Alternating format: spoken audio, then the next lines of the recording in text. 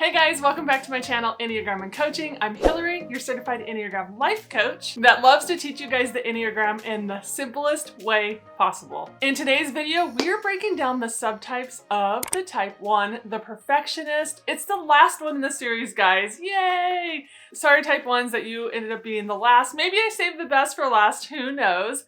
But it is your turn, and today I am going to teach you guys all about the subtypes of the type 1. A little housekeeping before we get started. Don't forget to push the subscribe button if you haven't already. I appreciate you guys so much, and click the thumbs up if you like the video. And if you want to get notified every time a video goes live, because I put out 2 videos a week now, go ahead and click the notification bell. Okay, so before I teach you the subtypes of the type 1, I want to make sure that you're ready for this step, that you're ready to learn about the subtypes of the 1. There are 2 steps that come before learning about the subtypes of the type 1. So the first step we need to do is you need to know your dominant type. There are 9 types in the Enneagram, and one of these is your dominant type. And a little side note is you might feel like more than one type. That's normal, that's natural, it's okay. We do have a little bit of all the types in us. It's just that one of the types is our dominant type. It's our core motivations. So if you don't know your dominant type, I've already covered a basics of the Enneagram video, and I'll link that video right here and down below in the description box. But that is key to learning about your subtype. You have to know your dominant type. The second step is going to be you need to know your dominant wing. Now,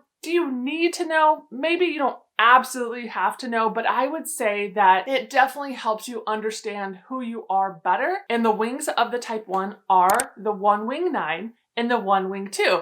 And if you noticed, those are the numbers on either side of the type 1. Your wings are always going to be adjacent to your dominant type. And good news, this is another video that I've already done. I will link that video right here and in the description box below, so you can just click on it. It'll take you right to the wings video of the type 1 if you want to learn more about those. And the third step is today's step. Let's figure out your subtype. My hope is that by the end of this video, you are going to know your instinctual subtype, which would be known as your dominant subtype. So what is a subtype? So each of the 9 types has 3 instincts, and one of these instincts is going to be known as your subtype. So what are those instincts? Well, the first one is self-preservation. That will also be known as SP. Social, and we know that one as SO, and sexual, also known as 1-to-1, and we know that one by SX. All 3 of these instincts are very important, and they play a big role in your life. And one of these instincts you learn to mostly rely on in your childhood, which will mean it's really developed. We are going to call this your subtype because it's your dominant instinct. Our dominant instinct tends to be our first priority. That's the area of life we will attend to first. But let's not forget about the other 2 instincts. They're also important. So we have the first one's going to be the one that, is your first instinct, the one that you attend to first. The second instinct is going to be the one that you're like, well, I actually can relate to that one. I don't think it's my first instinct, but I definitely use it. That'll be your second instinct. And then the third instinct is usually underdeveloped and also called a blind spot. So you might not even use that third instinct. But don't get upset if you do use all 3 instincts. It's okay. That just means that you've been through a lot in your life and all 3 are really developed.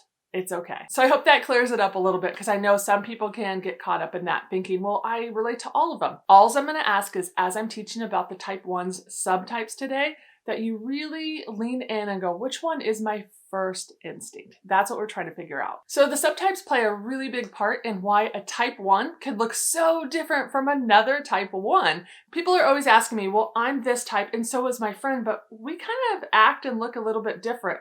Yep, that's totally normal. The subtypes is why. The subtypes of the self-preservation, the social, and the sexual or 1-to-1 all have a different set of concerns, and so it will make them a little different. So the self-preservation instinct, what is that? That instinct preserves the body. It'll be the instinct that's concerned with getting and maintaining physical comfort and safety. That's the self-preservation instinct. The social instinct, what does this do for us? Well, this helps us get along with others and helps us to form those social bonds. And then the sexual instinct helps us with chemistry between us and another person or us and the environment, something like that. That instinct helps us with having chemistry with another person or environment. It can, it doesn't have to be romantic either. It's just between them and another person. And all that to say, when we combine our dominant type, our dominant wing, and our dominant instinct, which is our subtype, it gives us the best picture of the workings of our personality. Okay, so let's go ahead and start with the self-preservation one. What do they look like? This subtype represents the true perfectionist. They strive for perfection in all areas. Eating, budget, exercise, environment, all of those things, they are going to strive for perfection. The self-preservation one is known to worry a lot. They're always thinking ahead. They need to plan everything out. They might even have an obsession to try and have everything under control at all times. I've read that the self-preservation one may have had a kind of like chaotic family history. Their family life growing up was chaotic, so they felt like they had to be the responsible one, the stable one, even as a young child. And honestly, they probably feel like they were the most responsible one in the family. That self-pres one, they are neat, structured, punctual. They need to control the chaos. They are in the anger triad, and their anger is mainly repressed and sometimes even just directed at themselves. And they also are extremely sensitive to being criticized in their relationships and can become very angry when they feel like they are being blamed. So that self-pres one, they can actually get confused with the type 6, especially the social 6. They both have black and white thinking. Both are obedient to rules and authority. The main difference is going to be the 6 is motivated by fear in some way or another, as opposed to the resentment that the 1 has. That makes them a little different. Another thing that makes them different is the 1 has confidence in their standards of perfection, and the 6 has doubt about what they do, kind of like being right or not. They're going to doubt that, and the 1's not going to doubt if they're right or not. Okay, so time to move on to the social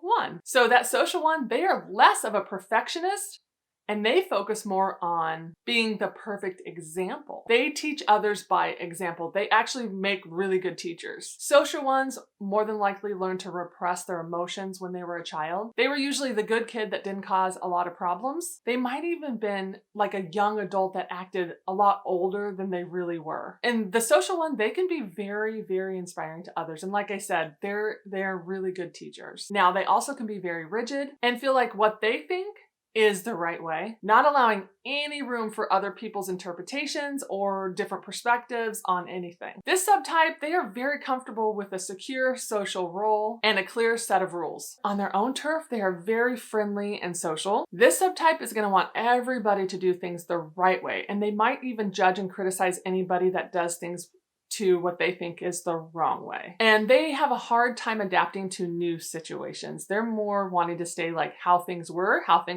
always worked that way, so we're going to keep doing them, that's the right way type of mentality. They really feel like this is how it is and this is how it should be. This social type 1 subtype can actually resemble a type 5. Both can be more introverted and may even seem like they both are a bit above it all and emotionally detached. But a big difference is going to be 5s. They will focus on conserving energy and resources. 1s are going to focus on making things perfect. And a type 1's anger is more readily available. Okay, so the last one is the sexual one, or also known as the 1-to-1 one.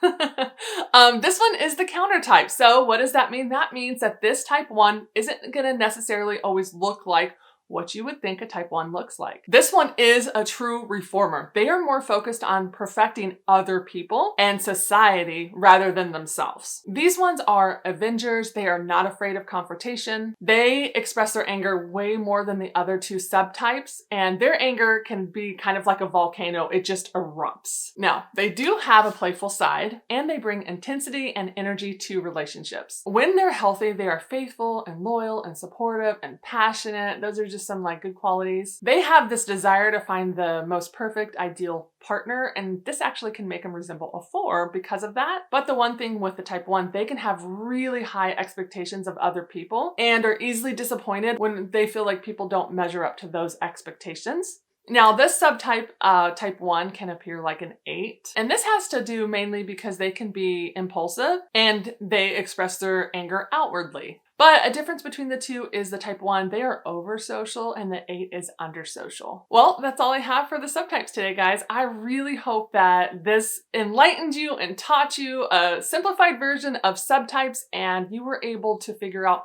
your subtype. And let me know in the comments box below, what is your subtype? Or usually we stack them. And what does that mean? I'm a type 9 and I'm a social 9, but I also can relate to the self-preservation. So I say I'm a SO/SX. And so for you, which two did you most relate to? Which one was the dominant one? And which one did you go, oh yeah, I can kind of see that one too? That's how you would stack them. Let me know in the comments box below what that looks like for you. So don't forget to subscribe if you haven't already and you found this channel to be very helpful in understanding the type 1 subtypes or any of the other content on this channel. I really appreciate it every time you guys push the subscribe button. It matters to me, and I understand that every subscribe is a real person, and I really appreciate you guys. And then also, if you did find this teaching helpful, push that thumbs up button. I really appreciate that. That helps my channel out, so thank you for that. If you want to learn a little bit more about the Enneagram, I have an Instagram account called Enneagram and Coaching that I do a lot of artwork on that teaches you all about the Enneagram. And then also, I have a personal Instagram account, Hillary_McCaskey_coaching, and that gives you a little bit behind the scenes of making these videos, my life, and different things like that. So you can find me in both those places. But that's all I have today for the subtypes of the type 1. I hope you enjoyed it. Until next time, bye guys.